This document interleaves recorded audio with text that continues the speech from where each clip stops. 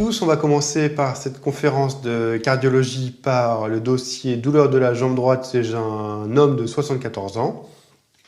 Je ne reprends pas l'énoncé que vous avez lu avant de faire la conférence. Donc, ce qu'on retiendra, c'est un homme qui a quasiment tous les facteurs de risque puisqu'il a 74 ans, il est hypertendu, diabétique et il fume.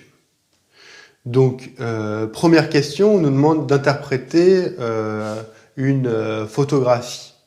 Donc, sur cette photo, donc, il s'agit d'un homme. Hein, on a une peau qui est complètement dépilée, un peu bleu, violacé, blanche, vraiment mauvais état, sèche. Et on a un ulcère, donc qu'on voit ici, qui est bien arrondi, suspendu, avec des limites bien nettes. Et ça, c'est vraiment typique d'un ulcère artériel. Donc, les réponses justes, c'est la réponse A et la réponse D.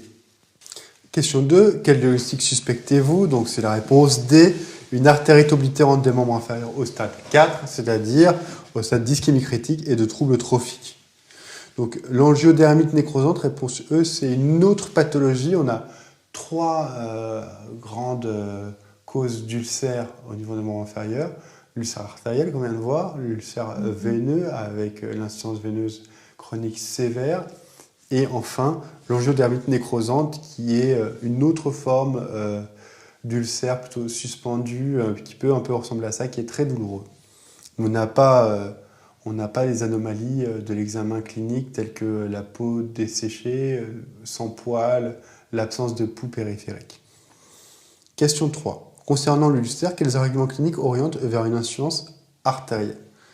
Donc c'est l'érythrocyanose de déclivité qu'on avait vu sur la photo précédente, l'allongement du temps de recoloration cutanée, donc tout ça c'est des signes d'ischémie, la peau froide et pâle, le caractère douloureux de l'ulcère. La dermite ocre est faux, c'est un signe d'insuffisance veineuse, ça orienterait plutôt vers un ulcère veineux. Question 4. Pour réaliser un indice de pression systémique au pied droit.